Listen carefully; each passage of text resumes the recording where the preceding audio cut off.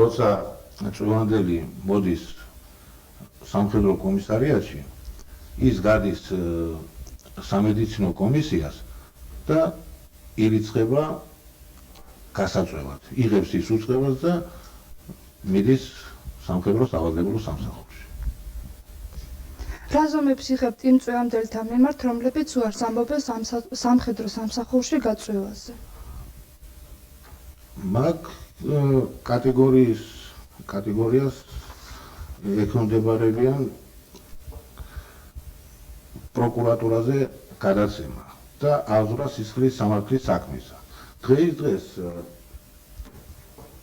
ერთმა წვევანდელმა, რომელიც არის გულიაშვილი ნიკოლოზ ასანაგისძე 77 წელში დაბადებული, განაცხადა უარი სამხედრო სავალდებულო სამსახური.